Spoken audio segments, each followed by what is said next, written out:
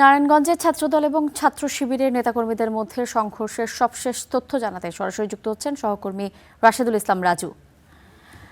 রাজু, সংঘর্ষের পর এলাকার অবস্থা সম্পর্কে বিস্তারিত জানাবেন আমাদেরকে।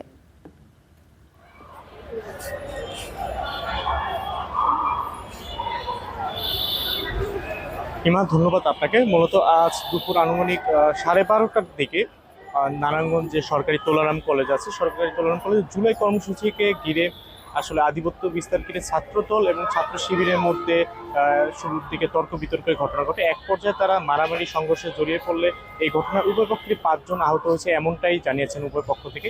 এই বিষয়ে নারায়ণগঞ্জ জেলা অতিরিক্ত পুলিশ সুপার তারেক আলম মেহেদী আমাদের যেমনটা জানিয়েছেন যে তারা দুপুর 12:30 থেকে খবর শুনতে পেয়ে তারা অতিরিক্ত পুলিশ এই ঘটনাস্থলে মোতায়েন করে। তবে পুলিশ মোতায়েনের আগে এখানে দুই পক্ষ আসলে লাঠিসোঁটা নিয়ে সংঘর্ষে জড়িয়ে পড়ে। এর ফলে উভয় পক্ষ থেকে কয়েকজন আহত হয়েছে, এমনটাই তারা জানিয়েছেন। এবং বর্তমানে যদি কথা বলতে হয়, তার বর্তমানে পরিস্থিতি শান্ত রয়েছে।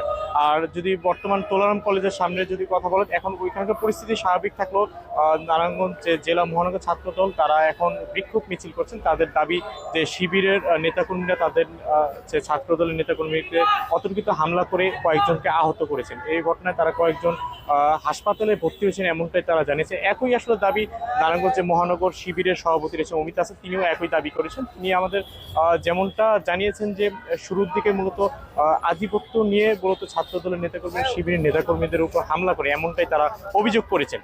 তবে বর্তমানে পরিস্থিতি শান্ত রয়েছে এবং এখানে অতিরিক্ত পুলিশ মোতায়েন রয়েছে। পাশাপাশি এখানে বিএনপির স্বেচ্ছাসেবক দলের নেতা আবুল কাউসার আশা থেকে শুরু বিভিন্ন নেতাকর্মী এখানে এসেছেন। বর্তমানে শিবিরের কোনো নেতাকর্মী ঘটনাস্থলে নেই। ইমা, এই ছিল আমার কাছে নারায়ণগঞ্জ সরকারি তোলারাম কলেজের সামনে থেকে সবশেষ অবস্থা।